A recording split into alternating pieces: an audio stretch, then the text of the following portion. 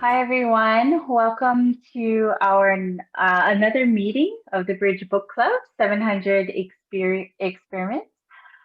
Today we are lucky to have facilitators Julie Mata-Schmidt and Melanie Mesner, and we're going to be talking about personality, reflexibility, invexability, and groupality. So just a reminder to everyone, feel free to speak up when you want to ask a question or make a comment. Just unmute yourself. And also to let everyone know we are recording the session. Okay, so without further ado, I will hand it over to our facilitators. Okay, well, hello everybody. It has been already an exciting start into our debate today. Maybe, I don't know what Louis Mata says, but I could maybe start off, talk shortly about my experience with kind of really immersing myself into these chapters that we were reading, because first I thought, oh, it's going to be interesting, you know, I will have a different perspective on reading the chapters because I will be facilitating them. But what actually happened was something that I did not expect. So the two chapters I prepared, like specifically for today, are personality and invexability, because I felt most connected with it. And then it turned out Louis Mata exactly connects with groupality and then reflexibility. So it was perfect fit for us. And for me, it was very interesting because I'm an inverter and I'm really trying to find all the information I can about invexes. So a lot of things, the invexes book and all the articles are still in Portuguese. So for me, this chapter, or like the invexability chapter, is really the only English information I have for the technique. So I had read it before already, but now I read it in a different perspective, with kind of thinking about what we can debate and stuff like that. And I really started experiencing something that a lot of people said before already in Conscientiology, and that Waldo said before, that he writes between the lines. And I never actually had that understanding before. Like, I understood it theoretically, but I never had the experience. So, of course, in Conscientiology, don't believe anything experiment. That was really, like, I was so concentrated, I was so immersed in those chapters. It was like Waldo was speaking to me directly. It was the first time that I made such a deep connection to content. And I have to say that even though I had partly translated the Invexis book for myself, these few chapters in the 700 Experiments told me more about Invexis and my experience with Invexis than the whole book of Invexis that exists. So it was very interesting. I had a lot of, like, almost, there's an understanding with which Waldo writes, and I really felt this understanding of the technique in Invexis in this case. So it was very interesting for me. I learned a lot of new things and new reflections, and I hadn't even read it the first time. So it was very interesting. I hope that all of us had similar reflections and experiences, and yeah.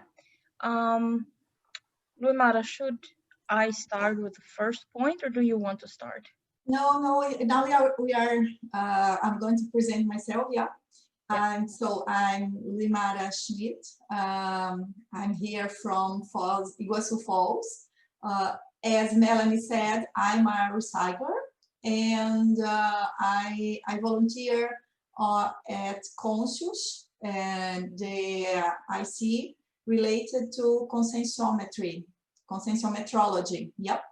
And it was really nice this time to have this immersion on the chapters that are related to recyclability, and just 6 pages. Imagine, in six pages, Professor Waldo synthesized this such hard task of being a recycler in this introphysical condition.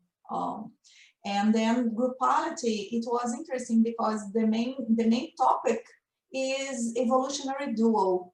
So this is the condition I just wonder why he enforced so much the evolutionary dual in the groupality instead of putting something else like another chapter, sorry, another section just related to it.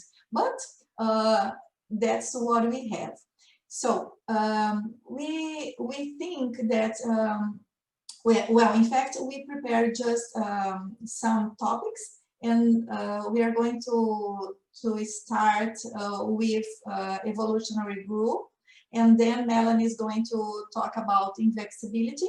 If we have more time, we are going to bring something else. Okay? Yes. So we are starting now. We decide just to show for us to read. Yeah, and then we are going to debate.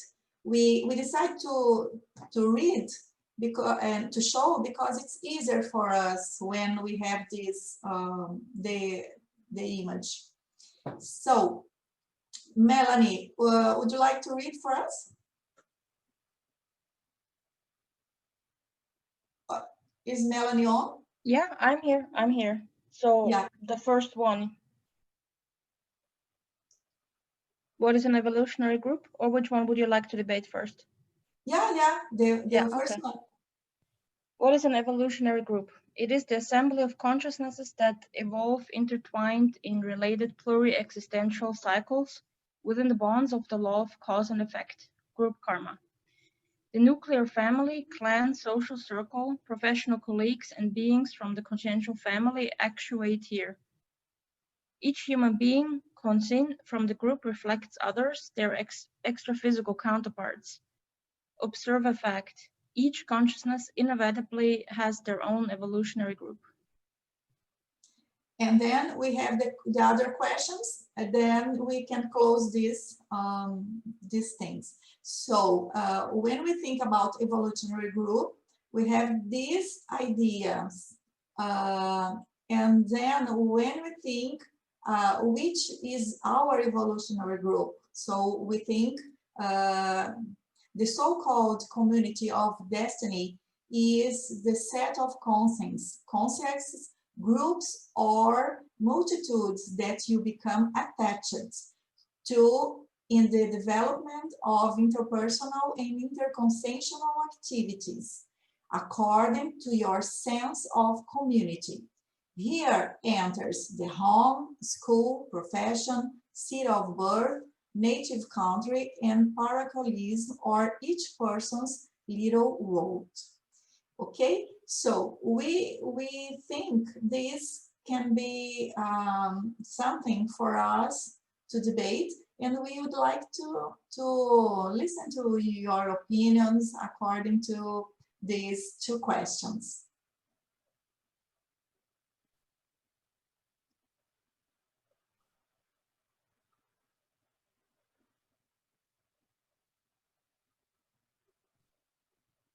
Yeah, people, what do you think of this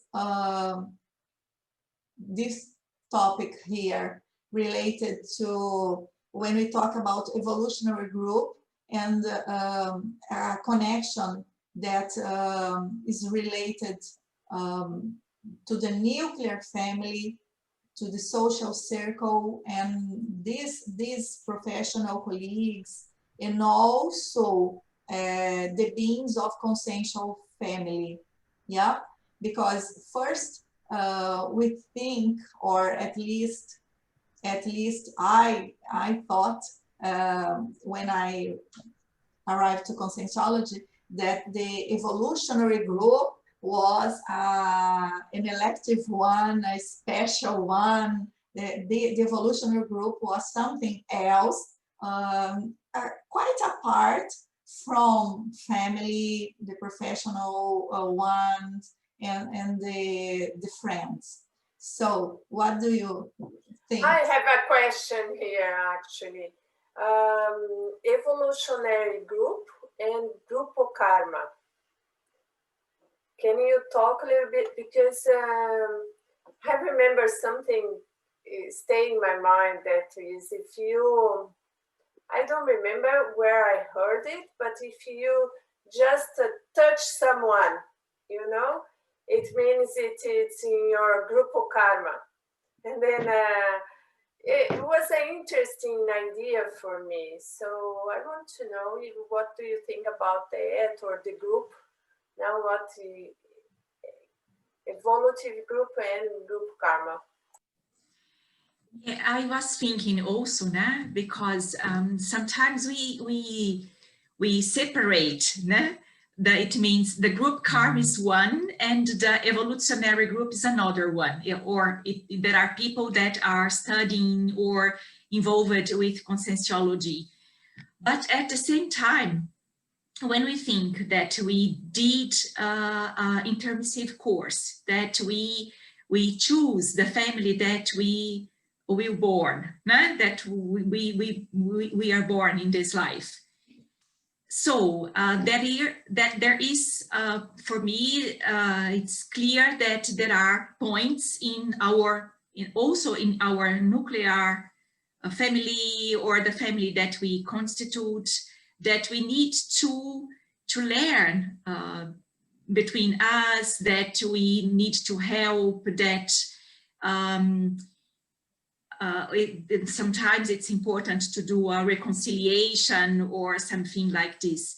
So I think I have never thought about this in this way, but thinking now, maybe all the groups that we are involved to in this life, that are part of our evolutionary group. Of course, we are doing different things, or different, we are developing different activities in each group that we belong to, but we can learn, and we have things to learn, if you want, in every group that we are connecting to. Nah? I don't know if you agree, but thinking like this, I understand that all the groups that we are part of are in our, we can consider as an evolutionary group. Yeah, I think that's correct. And if we look in the book, Our Evolution, there's the actual statement that Waldo makes. The evolutionary group is composed of millions of consciousnesses in constant growth, existing in different evolutionary levels and dimensions. Thousands of evolutionary groups compose the physical and extra-physical populations of planet Earth. So, you know, although obviously the family and social groups and work colleagues and the like, they're perhaps ones we can more easily identify and work with in this life. There are millions of consciousnesses in our evolutionary group. So that concept of just the range and the breadth of that is interesting. Yeah, so why, when we arrive, or when we start studying conscientiology, we think that's something totally separate. So if we like elders, because we study conscientiology for many years, we have this quite mistake or misunderstanding of the essence of the idea of gruppo karma. So because gruppo karma, in fact, is the principle of cause and effect, actuates in the evolution of consciousness. But when it's centered in our evolutionary group. So the main point, in my opinion, is the state of free will, the individual free will, when it's connected to the evolutionary group. So I think that because of our relations of interpretation and this bond not being so affectionate, or in fact, many times the affection is affected because of extra emotion and this this connection of the dependence. And so because of these connections, when we talk about our family, mostly, we think of not having the free will because the imposition of reborn with these partners or this consciousness in this case. So I think when I think of evolutionary group, I think of people that I have a connection and not a blood connection, but I have identity of affinities, ideas, interests, and things more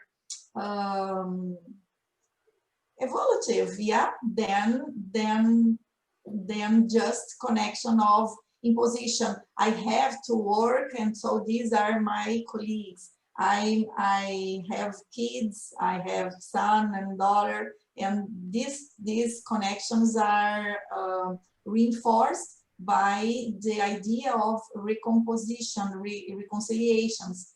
And with the group, we sometimes can not be so clear that we have also this need of reconciliations between us.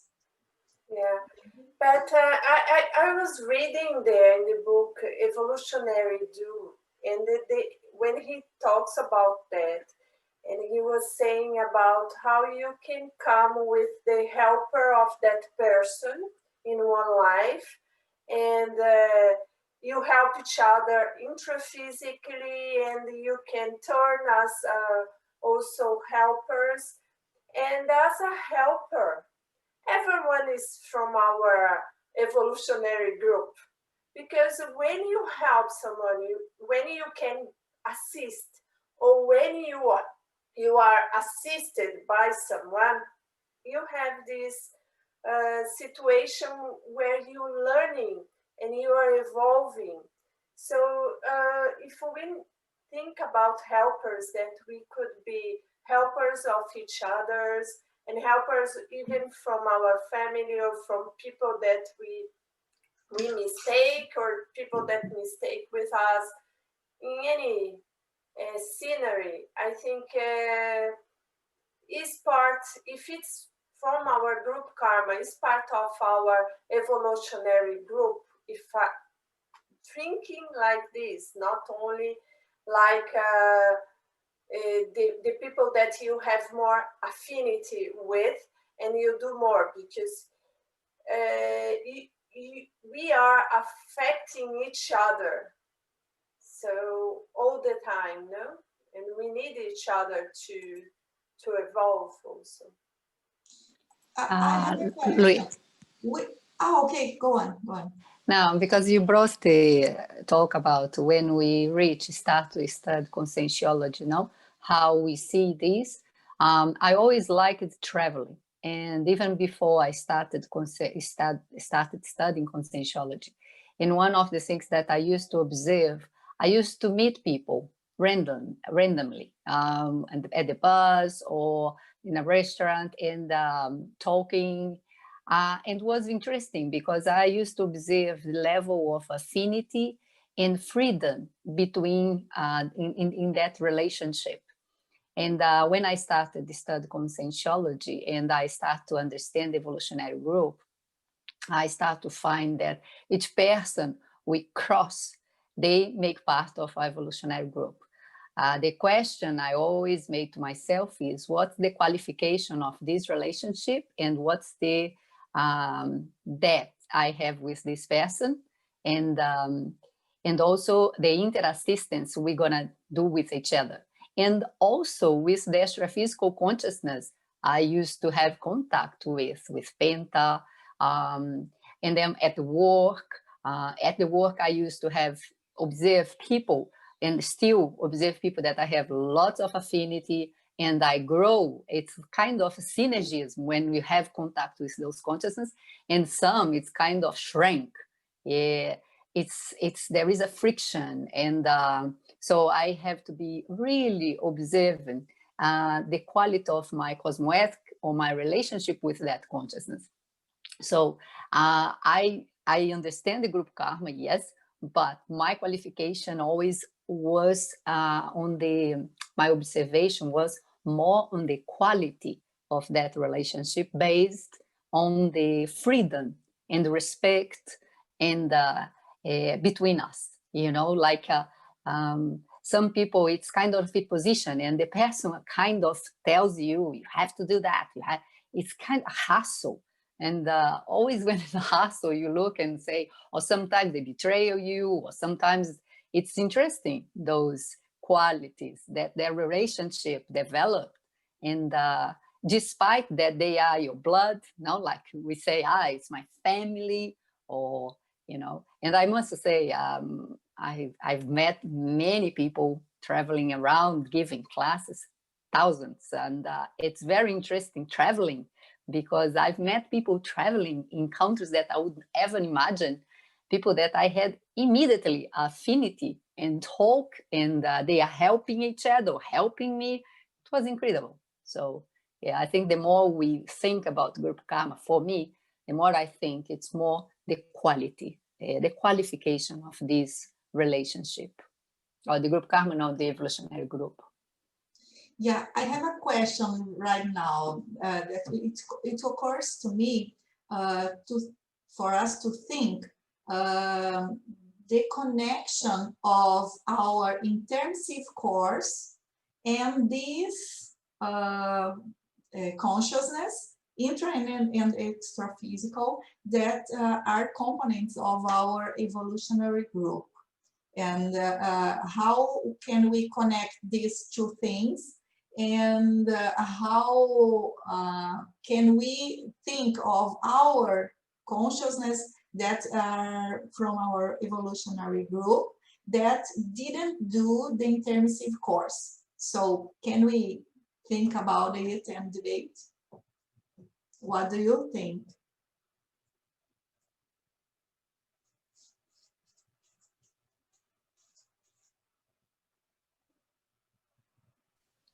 I think it's a whole package. I think usually Professor Waldo used to say we need to access the group, the assistential group we need to access through what we need to do, and so I think there are lots of consciousness with whole level of evolutionary level. So I tend to include all those consciousness. And the difference will be, again, we all do interassistancy to each other. The thing is, some consciousness, it's because of the experience, so the different experience we might have had throughout our evolution.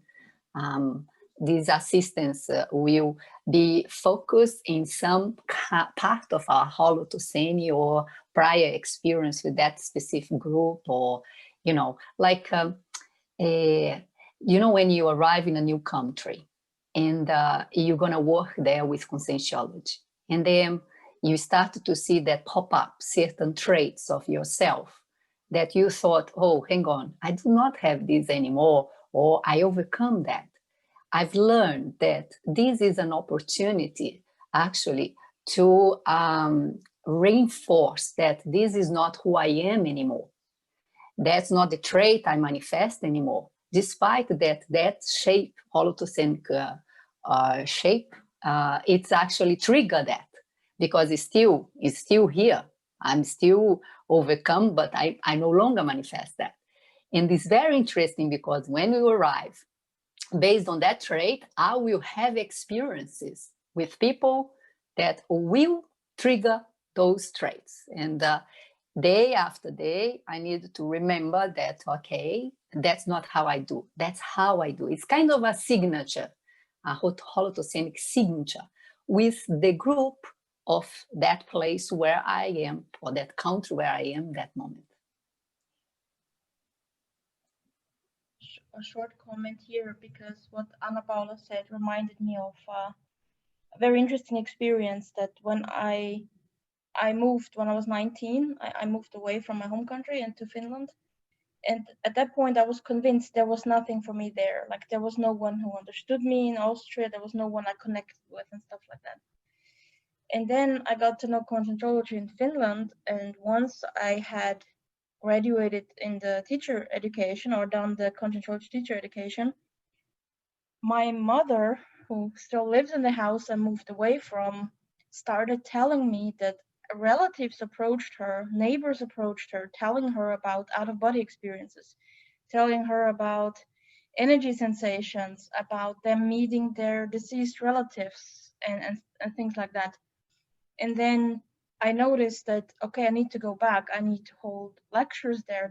There is an evolutionary group there that I had never known about before I actually went onwards and done the teacher education. And then when we planned the actual lecture in that village where I came from, suddenly the half of the village mobilized. Our neighbors that had never ever talked about anything related to Conscientiology suddenly were interested. And on the day of the lecture, 6 cars of random people stood in our driveway trying to visit my mom and trying to tell about these things. And I noticed that every time I move on in my evolution or my development, I kind of quote unquote unlock a certain group of or a certain part of my evolutionary group that I didn't have access to, or that the connection wasn't there. So I found it really interesting that as it is my responsibility to move forward and develop, it is my responsibility to assist that additional part of the evolutionary group that comes along as like a cause and effect, basically. So it's really interesting that at some point I thought, okay, I know my evolutionary group, I know this. And then 2 weeks later, oh no, I did not know. It is expanding all the time. It's Melanie. It's so interesting what we are saying, because I've been thinking about this. It's a cascade effect. So it's kind of, I had the same perception, and I kind of did a loop in my life, which I'm trying to understand. Why am I end up in here, back after 27 years being out? But it's exactly this. It's like you move and there is a cascade effect that will reverberate and go back to that place where you were born. And that's how I think, I don't know. But, and then at some stage you come back. For instance, I moved from my hometown 27 years ago. And I've lived many places. I've gave classes and so on. And now I'm back here for the circumstances. I should be in a countryside here, but I end up here. And it's so interesting how I'm connecting and assisting and doing activities in here with people that there is a nearby neighbor that she had a big problem, paralysis and so on. And I went to see her, and she had out-of-body experience. And she was saying to me all this stuff. And I thought, it's kind of you reconnect with people that you haven't seen, but with more prepared. Now I found that. I don't know if you noticed that, but I'm prepared now. I'm equipped to actually access this group in a better shape than I was if I was here all these years. You know, it's very interesting, and I think that's the group karmic. Okay, that they will appear, they will pop up. You know, the connections will pop up, and that's why I think when we say I am lonely, it's because we are not connecting all these dots with our group karmic relations, because we are not, and we don't lose anybody. People will pop up. We're gonna encounter these people once we start to be more aware of that and working with ourselves, I think. I had the same experience as Melanie and Ana Paula. You know, when I was growing up, I just had these innate ideas about certain themes that I was supposed to be doing something. I used to question religions and why people are so cruel to each other and all of these kind of things. And I always thought that I was different. And why was I born into my family? We're so different. So eventually I grew up in a really small town, and eventually I started wanting to leave that. And when I started to do that, it caused a lot of drama and with my close group karma, and a lot of trouble for me, a lot of problems for me. But I just kept going on. And what I found was interesting was from that point on, I started on my path towards, knowing myself and studying myself. And then eventually years later, I moved from my hometown and I traveled to other countries, and I met Fernandez, and I went to Brazil. I studied Conscientiology. And then, so it was years later, same experience, Melanie, that it was when I went into contact again with my hometown and my family and my friends there. I found that they were so much more open to what I had to say and my experiences in sharing. And so then I had this question like, okay, was it I, like Ana Paula, was it me who didn't have the facility to understand and to be able to communicate? I didn't have the discernment of how to talk about things and to understand my evolutionary group at that time and communicate with them. Or was it that while I was there, it's interessential, right? So as you evolve, you are an example. And when your group karma is seeing the choices that you make and you're trying to be different and you're trying to learn about yourself, it's kind of planting a seed, right? And then when you move away, that continues. Then they start questioning things, maybe, and, being curious about things. And so that's the question I had. Is it one or the other, or is it both? Are you being the example and, kind of having this cascade effect, right? Or, are you just part of that whole evolutionary group, and that's the natural progression of everyone's evolution? I tend to think your inward journey, if you could describe it like that, is reflected in your external or outward journey, So how are your interactions? How's your level of self-reconciliation and your comfort in your own skin? And talking about things like you talk about maturity and talking about different ideas and subjects, but also the flexibility to talk about those things in different ways. If you use pure conscientiology terms and talking to a person, they're not going to understand anything because they don't know what those words mean. And so, this whole ability to be flexible and show your own maturity, I think those things reverberate massively in ways that are direct and obvious, in ways that are indirect and take time and maybe we don't see for a while, but then you start to see those things happening. And so, it's for me, I think it's sort of perhaps even both, Mashika, sort of the ways you were talking about, there's things that are bigger than us going on and everyone's doing their own thing, but then there is our little contribution to the flows and the changes of what's happening. That's sort of the way I read it and see. Yeah, I agree too. I think sometimes we don't know what is the repercussion of our recycles or attitudes, but of course it happens something, and I am in a moment that I am asking to myself, what's my role, for example, in this relationship between the people that I live to. Well, sometimes we don't know, but as Michiko and Jeffrey said, it's our, Ana Paula too, it's our example. It is the thing that we can do. Our recycles, our maturity, or a way to understand the facts in the life, the way that we manage and we deal with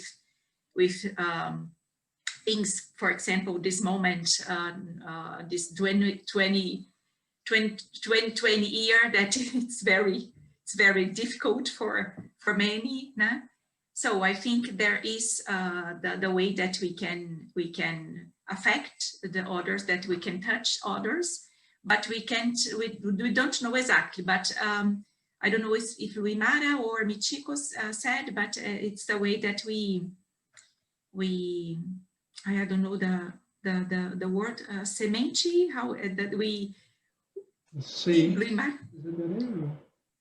we Plant a seed, yeah. grow, yeah. It's the way that we can help. No? Yeah. And also be helped. No? Maggie? Yeah. No, I was just thinking, even when I was reading this book, how important is recycle. I think it's dynamic because people around us is also recycling. So when they recycling, they change us. They help us to change also, because it's like they make a better place, and that can affect us by their examples, their energies. But how important and centered is recycle? Because when you decide to not do this again, I'm not going to that point again, and you try to all the time, come back to the center, I'm not going that way anymore, and then you start to recycle, and I think that the others will feel better because you're changing. So when you interact with someone, when you recycle, they see you. They see that you're different.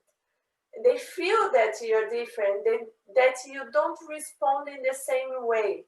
You don't enter in that bad way anymore, that way that is confused and is conflictive.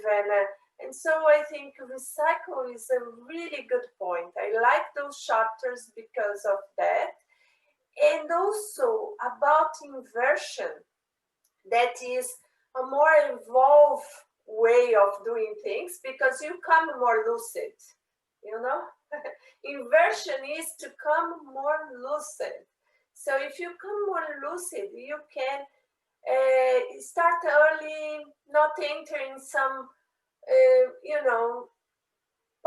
some paths anymore, some ways, some patterns, you just be more centered the whole time, and then come this then come, I think, not free consciousness. How do you say desperto? Intrusions free. Intrusion free, yeah, that's it. And so I think permanent free, yeah? Permanent free, yes, also. But Pet free. Yeah, pet free, permanent free, intrusion free, deperto.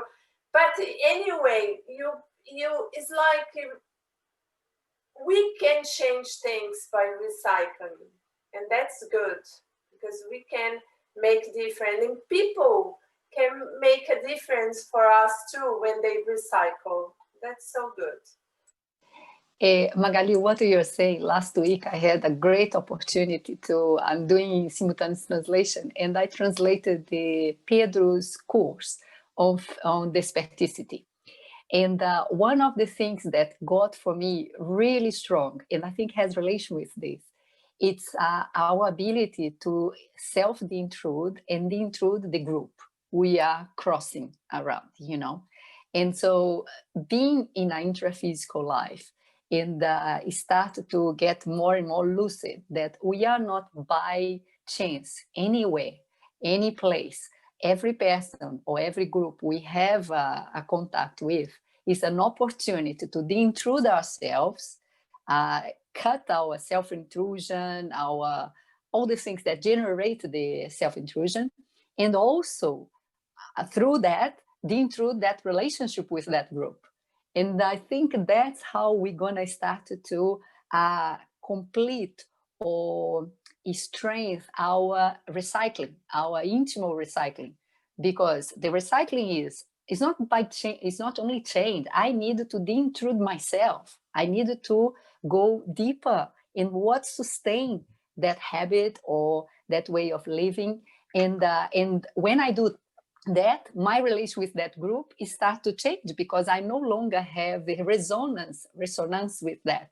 And I would think that if we do that many lives, we get to arrive in a life or reach, or reborn, and regain that lucidity earlier, because we are not so ingrained in those relationships that, even though they are from past lives, they sometimes don't recognize us, we still have that in our mind. So when you were talking about that, I did so the group karmic, or the evolutionary group, has the relation, I think, with these aspects, of the recycling deeper, the more deeper one. It's not about changing the places where I go or what I do, but it's how the depth of myself, the intrusion. How it's the level of myself, the intrusion I go, and how these will help the group I have relation with. Yeah, at this point, I think we can go to the other part. That means each human being conscious from the group reflects others, their extra-physical counterparts. So many times when we are changing by our recycling and our effort and decision that we don't want to be more on that way, we realized our weak traits and realize that it's something that we don't want more, and starting doing the things, thinking in a different way, and experience new things. But many times when we re-encounter people from our group, in this case talking about Conscientiology, the extra-physical counterpart sometimes is not so fond of doing this reconciliation. Yep. And at this point, many times we don't realize why we can't or we are not feeling welcoming in our group. And I think this occurs a lot with us. Yeah, since from what we have seen in Conscientiology participants from 2 decades, yeah, we have connection.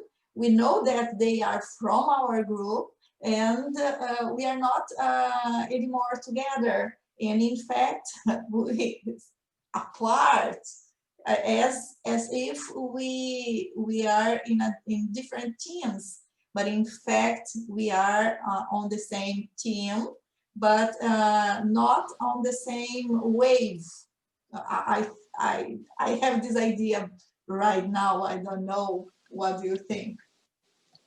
What do you mean, wave? Well, wave, yeah, we are the same team, yeah, the same evolutionary group, but the decision, the choices of many of our colleagues are on, they intend to charge Conscientiology, for instance, yeah, and so we are not the same vibration, or not the same page, yeah, although, yeah, could say this, the same wave, the same page. Maybe also a different moment. The principles of Conscientiology. It's interesting what you are saying, especially in our group, because we supposedly all did an intensive course. We all we had different experiences, and together, some of us or most of us, in different times, in many existences. And suddenly we are all here to implement Conscientiology with our intensive course, but with a group work. And I think it's inevitable. We get to see people and obviously we encounter each other and our astrophysical counterpart, and each of us have a memory of who were you back, I don't know, 200 years, 500 years, or my past 3 lives. Who were you and what have you done to me? But it's inevitable, it's gonna come. And it's interesting, we see this in practical thing when you start to give classes. So you go to the place and all sorts of things happen. And you need to sustain and change yourself and be true to arrive there, to reach that group and give the classes. And with time, you start to see, I remember the first itinerance I did in Brazil. I was in Salvador, finishing activities. I already got connected with the things in Fortaleza where I was going. Things were happening, and I'm writing down. When I arrived there, I already getting the problems and the things with the group there. And I was still in Salvador. And this invisible, which is quite visible if we work seriously with our parapsychism, you start to see and connect the dots, and see exactly this. Who were these people? Who are they? And what do I need to sustain here and to work with this group? And it's Conscientiology. We are talking about the themes of multidimensionality, out-of-body experience, and so on. But I think this is what you said is very important. And also, Melanie mentioned very quickly, it's a different time, different moments. Each of us, despite, I think, we've done an intensive course, we have a task as a group. Each of us, we are in different moments as well, in needs. And this, it's not massive response. We can't think that we all are conscious in evolution, but we all have the same necessities because we all have a history, and each of us has a task to do, and may not be the same as I do, but this doesn't mean that that person is well prepared as I am, or maybe they are the same level, evolutionary level. Each of us has singularity in our evolutionary needs and what we need to do. And I think that's one important thing when we study Conscientiology. It's to look at each other and see, wow, this person has this task, and understand what the context of that consciousness, not in this life, but the history that that consciousness has, which is different from me. And what is different is not bad or not, it's just different. We need to research and see what it is, Yeah. I want to comment something that come to my mind. We are in Earth, and Earth has it also his holotocene, this holotocene of Earth. And the way people think, we usually, and as a psychology, I see that a lot, because people usually, they see what? When they see their mistakes.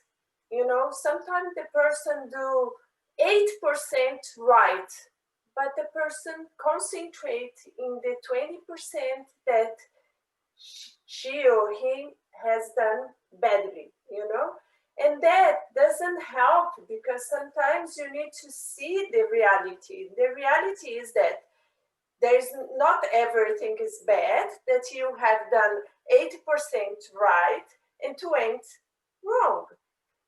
So when I was talking about what is people now, like sometimes we really, sometimes we look to other people and see, wow, what I've done to that people, what badly thing that people have done to me. And that there is a way that we don't see the reality totally reality also, because what that people have done to me that was good, because we forgot that we interacted with each other, and sometimes we forgot what was the good thing, even if it was 20%, but there is 20% that the person did for me. And so that maybe is a good thing, because we can use that to evolve more and to change the holotocene. If we think more that way, not what the bad things I've done, but also what the good things I've done to you and what the good things you've done to me. And so we can preserve more friendship, and we can preserve more interaction, you know, and not being naive, being realistic, seeing, yeah, we've done bad things to each other, but also do you remember that little thing we've done that you helped me? It has a value. And so I think it's not easy in Earth, because Earth is a planet that everyone has like revenge, and you know, we stuck with, we hold bad feelings to each other, you know, and that's not good. But I'm just thinking other ways that we can see other lives that we have been to. And Magali, I think the base will be the gratitude.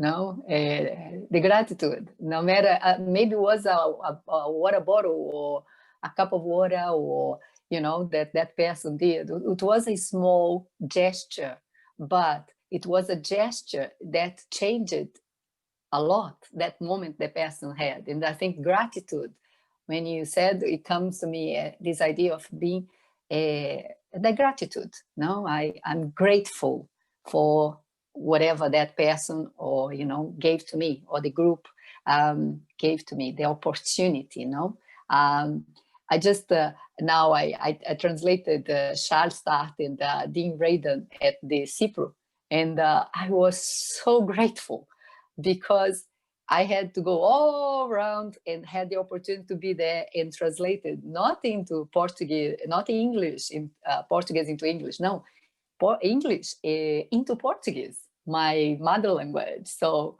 and for a group of friends, and which I don't know, no, most of the people I don't have contact directly. So I think this is the gratitude of the opportunity of each person that cooperates with me to get to that point where I'm doing a task that I value. You know, I think that's interesting. Well, when I thought about what Maggie was saying, and first, because pointing the differences that don't help so much in the relationship, I thought the first step could be forgiveness. It's something that has no religion connection, in fact, because this is a feeling, a high level feeling that if we start just trying to do this with things that, with feelings or persons or consciousness, that even intruders that are bothering us and making an extraphysical attack, but if we forgive the condition, and then I think according to our recycling, we can feel that even though the gratitude for the opportunity of experiencing that condition, because it's nothing comes from nowhere. So if I'm feeling, or I having this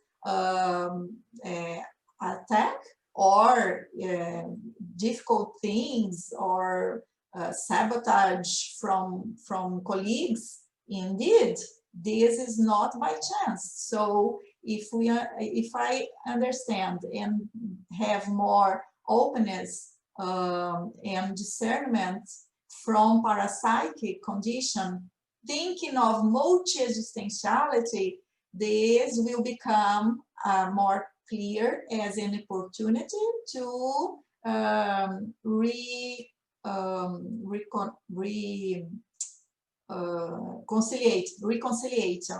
reconciliations. Yeah.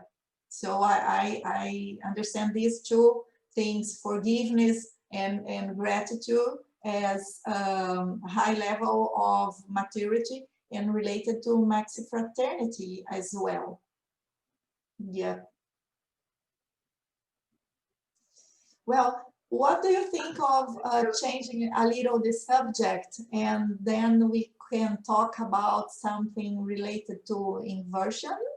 What do you think? Would be good. Just one thing, Climara, because yeah. you remember, like, we studied a lot of recycling in Conscious, and do you remember that we emphasize the strong trait? Yes. That's the same thing, because with helpers, they don't look at your weak traits. They are always looking at the strong traits. So if you look at something, because once it's wonderful, the idea of forgiveness, but once you look to forgiveness, you are remembering what? You remember the thing that is the problem you had with the person.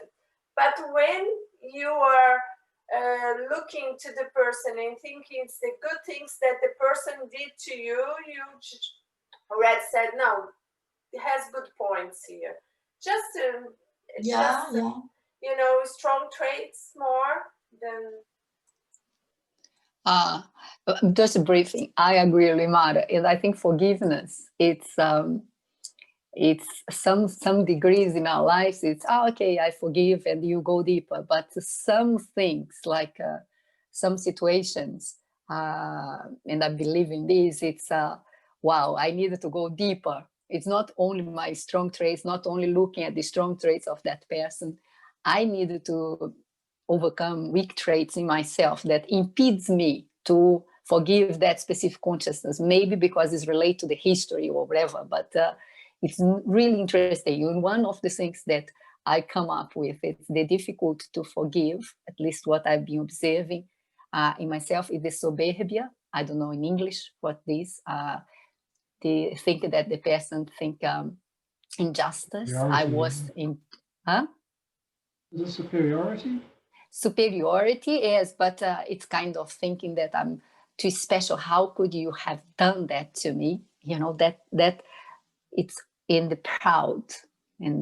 But I like the idea of forgiveness. I think it's very important. Yeah, thank you. I think the more we are achieving our maturity, the more we are able to access those informations about our relationship with people. But of course, it has something with forgiveness, this capacity to forgive the others, né? And to see, I think, the things in a more cosmovision, not in a very small point or in a cosmovision. Of course, it is a thing that we are achieving little by little in our evolution, né? But only to finalize, because I think Melanie wants to say something about invexibility, né, Melanie? But as Melanie told, it's assuming our responsibility in our group karma, but not as a pressure, né? I need to, but as a way to understand the evolution process, né? In a way to forgive, to understand, to recycle our weak traits, our intention. There's just one thing, last thing about the forgiveness that I think is so important, and you brought in, it's still here. It's because sometimes forgiveness is like Anna said, has a history, a huge history, and you cannot solve that in the moment. You cannot solve in a brief moment. You have to live again with the person. You have to stay again in the conviviality. You gain more like say more strength, resources. You start to connect again with the person, and then come forgiveness. Forgiveness not come like I have to forgive it and then I don't forgive. Exactly. It comes with little things. If I think about the person, look, she has something, he has something, and then I start by little techniques to conviviality is what make you forgive, because that is the way they put us here together and then they go. Do you know, Marguerite? Do you know what's the a question that I do always, as Anna told something about this too. What can I learn with this person? In this way, my focus is in the strong traits, and although could be a relationship that's not well, but always we can learn something with someone. So when we focus in this point, it's easier to see the relationship as an opportunity, an evolutionary opportunity. Melanie, now I think. So nice today, the conversation, the debate. I feel the energy is so really nice. And sometimes we just can't forgive because we have the expectation of a behavior, of a retribution, and to respect the consciousness in her level, because we don't understand the level and the intentions, but this condition is not easy, Well, Melanie, can you talk to us? Yes, I will talk to you. Yeah, this was a very interesting conversation and very interesting points, and sharing the experience is very helpful for all of us. I posted just the paragraph I want to talk about in the chat, but I will also read it quickly here. Yeah. So as I said before already, like all of those in Vex's chapters really kind of helped me understand things. But this one specifically stayed in my mind because this is something I have been personally struggling with as an inverter. And I'm actually very eager to discuss this also with recyclers, because I think as an inverter, we can learn so much from people who recycle, because they just have a greater maturity as a young person that has not so much life experience. So this one paragraph really stood out to me. So I'll just read it quickly before starting the conversation about it. So this comes from the chapter 637, Test of Your Inverting Consciousness, on page 701. Chronogram. However, the inverter's specialization will not be practiced in an extreme or unhealthy way, but in a planned manner, following the schedule and the chronogram of the Proexis, with greater discernment and with personal resolutions stemming from the mental soma. So for me, the key word or the key words here were chronogram of the Proexis. This is a very interesting concept to me because I barely understand it and I really want to understand more. So for me personally, what I have identified is that I still have, but it's better now, but a couple years back, I had a strong case of parachronological displacement syndrome, which was first identified by Marcelo Silva, and he wrote an article about it in the Conscientia magazine. He identified it basically when I was talking about my experience, but then I identified myself with it as well, which means that an inverter having greater lucidity of what their existential program might be already in the beginning, we do not have, or like some of us don't have the experience of when is the right time, like to just let things happen. Because an averter has so much energy to take the initiative, to do things, to start things immediately, to not like lose time.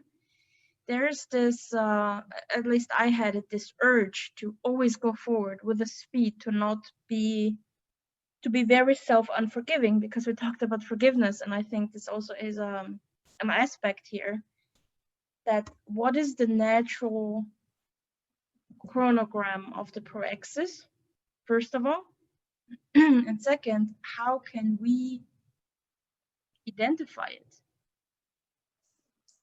So please share with me your experience and your wisdom, because I don't have enough experience to kind of, in a way, share my wisdom with it, because this is something I'm struggling with. And I think this is very interesting because it connects us. It connects. I think it's a dynamic thing, Mel, the timing of the Proexis. You know, nothing set in stone. There'll be variations to the plan as you go along, and certain priorities pop up and then disappear, and the next priorities come.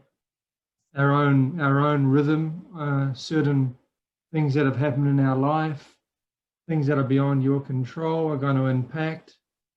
And so the rhythm of the Proexis, yeah, I'm with you. I like to go as fast as possible. Wow, at least I did when I was younger and perhaps had more energy. And now I'm sort of like trying to be slower and more strategic and achieve some tasks. And my Proexis set up perhaps a little bit more customized, a little bit more specific to me and to my existential program, as opposed to those sorts of tick off the checkbox of teacher, you know, into practitioner, this, that, next thing, whatever else. It's now sort of trying to find, identify, and connect with a more specific thing. So the rhythm, I think, it probably varies in phases. One, as we get and emphasize more the mental soma, I think things tend to slow down. Other things can accelerate your thoughts, your research, and your productivity with regards to writing and so on. But there's some things that will be influenced by the physical thing, the cultural things, and also the physical aging and so on, and all those things change. So it's always a challenge. Also, I don't think there's a generic out of the box answer, but maybe someone else has some other opinions about how they see it for themselves. But that's just a few ideas of how I've seen it for me. Melanie, in terms of inverters, no, Professor Waldo chronologically, intraphysically now used to emphasize the importance of have a career, have a financial independence for the intraphysical time, no, the percurso, no, how can I say, the development of intraphysical life. But what I start to observe, it is so important, and all these things, you study, you develop a work, no, develop a job, and so on.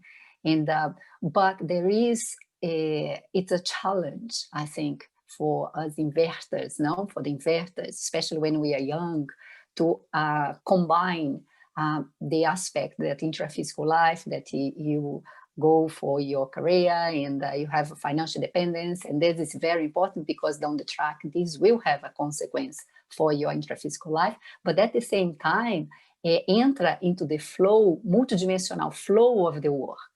And so sometimes you're going to make decisions that okay, in this bifurcation of my evolution, do I change, get this job where I settle intraphysically, financially, or do I get this opportunity to will give me in a multidimensional way, or in relation to my existential program, a whole different opportunity, you know? So it's always been, it's always important for the person to have, I think, a balance in these times of the intraphysical the OX Essential Program and what the inverters do. Usually, Professor Waldo usually used to say a lot, the inverter has lots of time, but immaturity, because we want to do everything quick. We use not to do everything quick, but then sometimes you had to slow down and, okay, what is the intraphysical time and what's the multidimensional opportunity? I don't know if I'm being clear.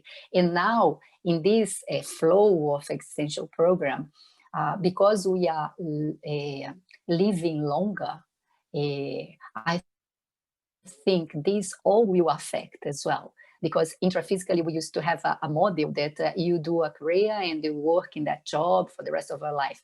Nowadays, we are seeing people at the 50s, they change. They start from the scratch, they go to another work, and they start to open a whole new universe of assistance or inter-assistance or work, you know, intraphysically. And obviously, this will reflect if it is related to the existential program. So it's just one thing to think. But to go to the point now, I think it's being aware of the needs that, yes, we need the financial independence, the affectivity and so on, but at the same time, being aware of those opportunities that comes along that has a relation with our multidimensional life, you know. It's more or less, have you watched that movie, Field of the Dreams? Dreams? Yeah. Yeah, do you remember that movie? Yeah, it's like that. Yes, and exactly that. You have an intraphysical time, but you have a whole different extraphysical time, you know. It's very interesting, that movie, because if you go, yes, Limara. No, I was thinking when you were talking about this difference of a longer life and related to the preparation phase that would go to 35 years, and the execution of Proexis phase that would start by 36. But by now, according to the expectation of longer life, even this chronological time can be rescheduled. So, Melanie, I think when we are talking about the chronogram, one important aspect is related to the age, to the range age. In Portuguese, Professor Waldo have a schedule of the age. So we as a recycler and studying recycling, I realized that everyone make recyclings during life, pushed by the age. When we get more mature, we change things, we go to school, we get a degree, we start working. So these natural things push or pull us to recycling. Yeah. And also when we talk about this condition of the chronogram, I think we can see also the condition of the self-proexis or the ego proexis, things that are related to our traits that we have to improve and also to recycle, to overcome some weak traits. And the relation of the ego proexis and the group proexis, and then to the condition of the polykarmic one, the maxi proexis. And sometimes the chronogram, people avoid to deal with the things related to the self-research and to and it's not easy to be prepared to a big task on the maxi proexis if you can't deal with your internal things in the micro universe problems. So I think, Melanie, sometimes this chronogram is not so, anytime it's not something rigid, but it's according to our brief. Yeah. Yeah. You know, about this chronogram and Proexis, it's so difficult now. If we see like Proexis and chronogram, how do I know that? And I think that's the challenge, in my opinion, for the pages I read and how I heard Professor Waldo, I listened to him. There is something I think is important. Inversion has to do with lucidity in a younger age, you know, has more lucidity. So there is this trinomial, you call, that I think the inverters, no? They have to concentrate. That is parapsychism, intellectuality, and communicability. And so, because I think an inverter has to be like a lot with his evolutionary, you know, helpers, like has to have parasites, invest in parapsychism. To have lucidity, you need intellectuality, parapsych, and communicability to live. I think this trinomial is essential if you know, have lucidity, because Melanie, now when you're older, you start to be not that like Jeffrey said, when we are younger, we want to eat everything, do everything quickly, and then when you are older, you start to see that what is more important. Let be lucid where I'm going to, what I'm doing. And I think that comes with, for younger people, they have to be really, you know, focused in that. Be with a tutor, an astrophysical tutor, and maybe an intraphysical tutor also, because that will help, I think. Next life, I'm gonna try to come with intraphysical and astrophysical, really, you know, be aware, younger, be more, do less mistake, you know, but it's the challenge, I think. I think what Magali said, now the trinomial, now the communicability, parapsychism, and intellectuality, it's the way that will help the inverter, as Magali said, to be more connected with our extra-physical procedents. And it's kind of, I don't know how to translate mataburros. We have certain traps in the intraphysical direct translation is killer donkeys. But as I learned, when I was really shocked about this translation, it's called pitfalls. Yeah, pitfalls. Yes, it's nicer. Yes. Not killer donkeys. But you know, when we use those three strong traits, we started to not get into the pitfalls of intraphysical life. You know, the holotosemic pressure of the culture, the social demands of being someone or do something in a certain way, the affectionate pitfalls, especially for a woman, the girls. It's quite important to be aware of that, because sometimes it comes affection, and behind that's interesting pitfall. Professor Waldo, he gave actually a course on sexuality, and he used to say that. The course in sexuality, it was to help people to become more lucid about their sexuality, because intraphysically can be a strong pitfall as well. So it's important to use those three traits in order to deal with the intraphysical life, but at the same time connected, as Magali said, that connection with our extraphysical procedents.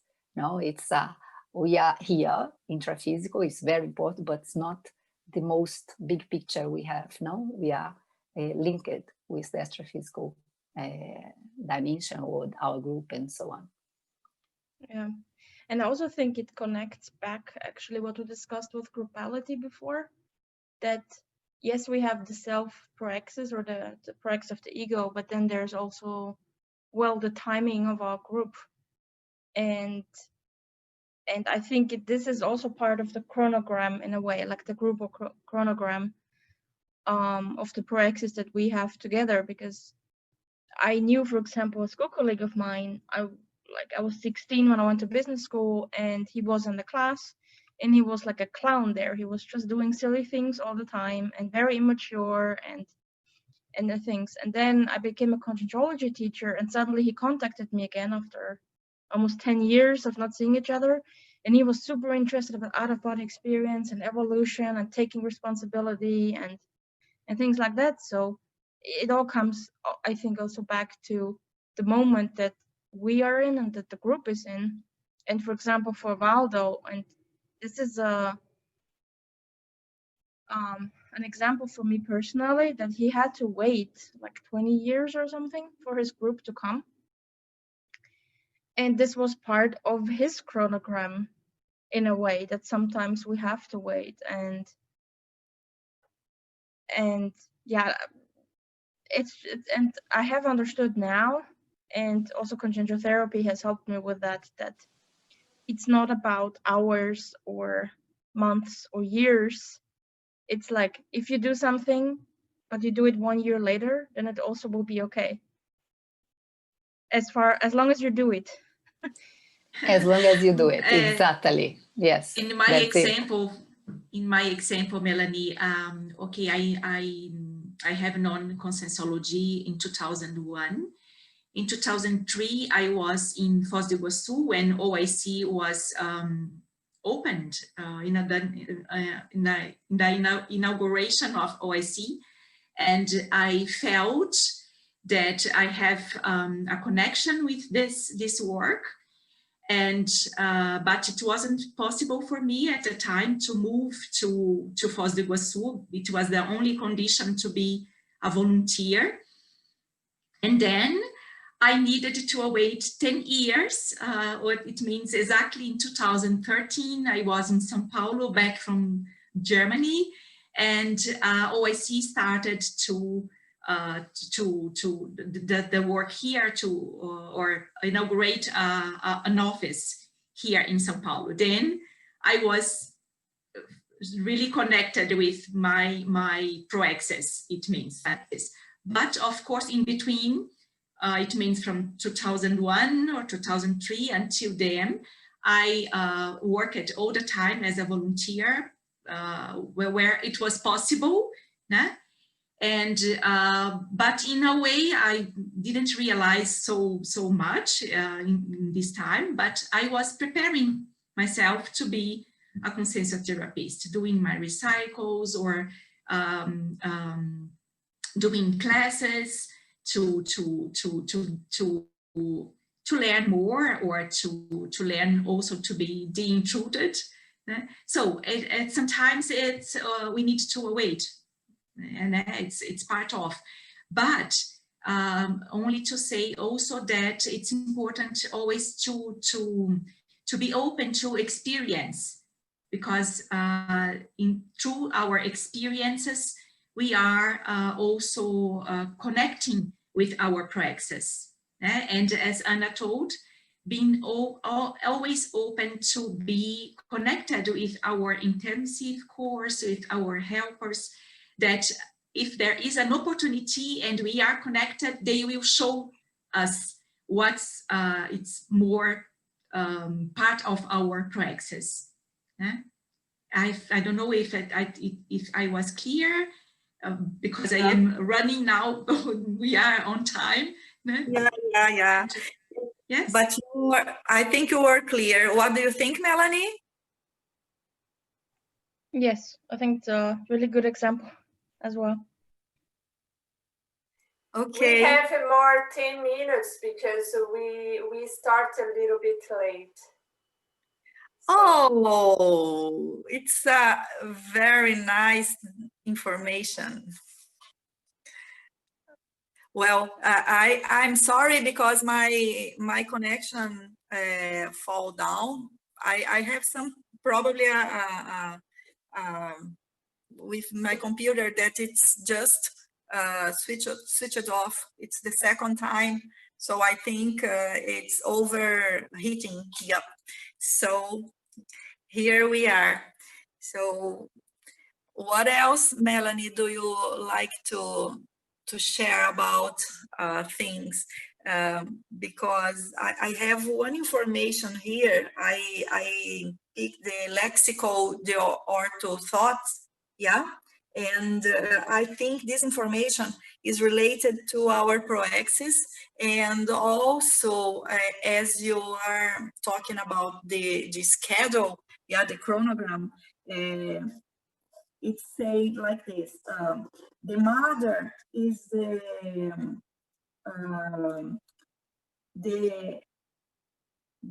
synthesis of and definition of the existential program of ourselves. And Jeffrey, how do I say clausula petria? It's been a little while. What is it? It's something like the key clause or the key. Yeah. Like that, So like that. Waldo says here, the lexical, the orthothoughts. The mother is the essential point to the key of our existential program. And also, by the choice of the mother, the conscience shows who are, okay? So when we talk about this intraphysical life and talking about evolutionary group, and as Michiko and also someone else said, that we come after some time closer, and Melanie said she knew something about relation to come back to Austria and have some people there. And then I think this information, we didn't study this information before, we didn't realize it before to talk more about this condition. So as intermissivists, we choose some points of our Proexis, but the connection with the mother and the whole thing of this connection and the repercussion of this is the basis of the ego Proexis, or the key, as Jeffrey was saying, the essential one. So I'd like to share this information because I think it's very, very important for all of us to have this, yeah, on mind, to keep this. Yeah.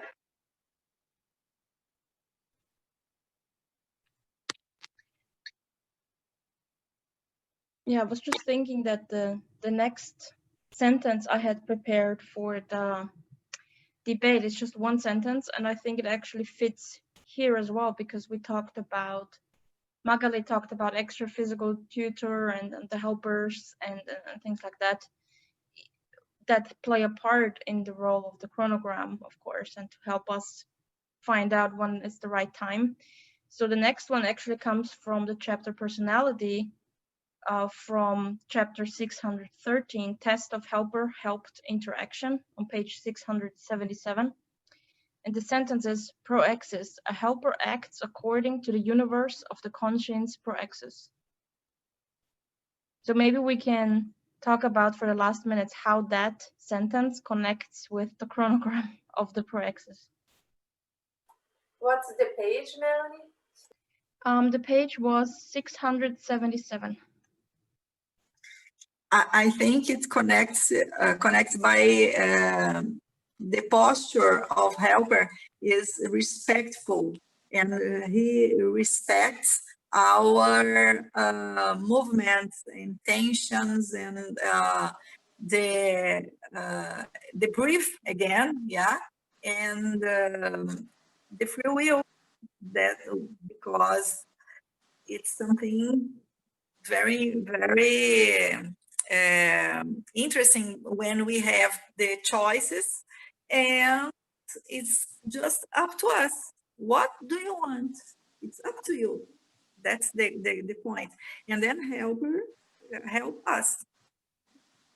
And then I'm thinking, like, how do you define the universe of the conscience proexis? It's not a little thing, is it? It's like, in my mind, it's not a little thing. That's like all the people, all the possibilities, but within the context of what you are going to be able to positively contribute or need to do in relation to those things. So if you only have a superficial knowledge of yourself, the universe of your proexis, right, theoretically is much greater, but in practice, you're not able to sustain or support or interact with some parts of that. Maybe you haven't traveled to that country, you haven't met those people, you haven't done those certain other tasks. So it can be sort of limited in some way because perhaps we haven't taken the actions, and that could be internal recyclings, that could be a deeper degree of authenticity and sincerity with ourselves, and or even autonomy to a degree, and depending on the person and the context. And so, you know, when you read a simple sentence, one sentence, but you look at, well, what is the universe, and what are the factors that could influence that universe? And then obviously the helper is never going to do something that deviates you from your existential program, but he's not also going to, they are also not going to stop you from doing something that might deviate your existential program, because that's, you know, respecting your free will, your cause and effect, the consequences of your actions. So I think we set the rhythm and the tone, and we can set certain objectives for ourselves. And the helpers, assuming it's in alignment with our existential program, the helpers will be there doing the things. But if we don't set those objectives, we don't position ourselves in relation to our existential program, then, you know, you're a boat on the ocean, but you don't have the sail up, you don't have the rudder in the water, and you're just sort of floating along, going wherever. So, and the helper can't do much. So, but if you set a direction and you set your own rhythm and so on, and do the recycling and increase the level of self-responsibility and all those good things, you're giving the helper much more space to work with you and to go even faster. Yeah, but how strong is the pole of your internal compass? You see? Yeah, the intermissive compass. And in this case, even in the ocean, you are going to have a feeling, yeah? You are going to have some clues, and according to affinities, you can guide towards connection, towards connect with. It's true. Yeah.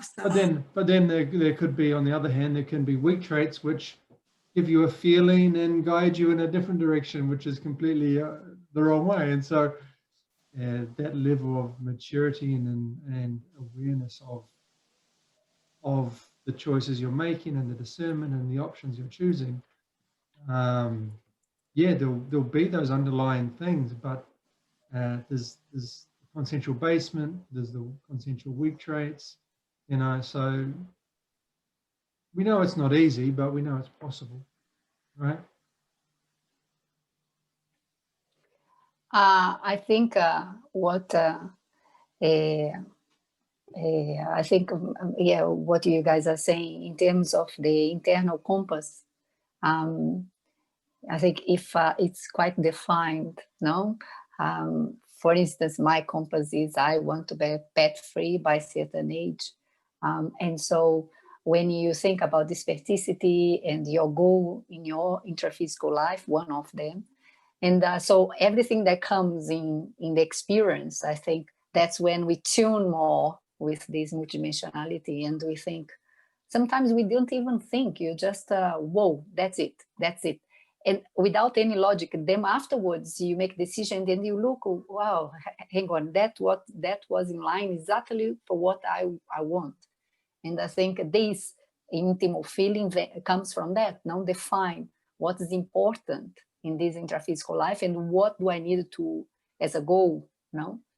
And then the things that comes, it's intuition, sometimes a book, someone talk, a course you hear, comes that information or something to trigger a reflection, and then you take that route, no? Here in this chapter, it puts now a flashlight is providential. They don't direct us, but sometimes this flashlight is providential. You are in doubt, or do I go, do I not? And it's kind of a microscope, and then you enter into this flow, the multidimensional flow of your existential program. I don't know if it was clear. But... Yeah, there is you just remind me of something that he put in the book that was, you don't give a flashlight, no, to the blind man, a blind man. So the helpers is the flashlight. So are we blind or not? You know, that's interesting. Okay. So I'd like to thank you very, very much this opportunity. Yeah, and we are out of time now, but I'm very pleasant of this opportunity, the quality of our reflections and our debate. Thank you very much. I would like to thank you guys as well. It was incredible, our debate. It's really flow of energy and very nice. Thank you so much for the opportunity, guys, to talk about this subject. For me too, it was very nice, and I thank you also for the discussion today, the opportunity. It was really good for me too. Melanie? Yes, thank you guys as well. It was very interesting, and I wish we had like 2 hours more. It was really a good discussion. You want to talk, Michiko? No, I was just going to say thank you very much to the facilitators and to all the participants. Really, really good, engaging discussion. Really enjoyed it. Thank you. So, thank you, Lumara. Thank you, Melanie, to be here as facilitators. And it was really a good discussion. And we saw that there was many interesting points here. And we invite everyone for our last meeting. So we are going to talk about Serenissimus. So come to the next meeting. It will be Jeffrey Lloyd and Alexander Stein talking about there is 2 chapters. One is I don't remember, it's permanent free, and the last one is Serenissimus. So I hope everyone can come and enjoy the last meeting. Okay, bye guys. Bye guys. See you next month.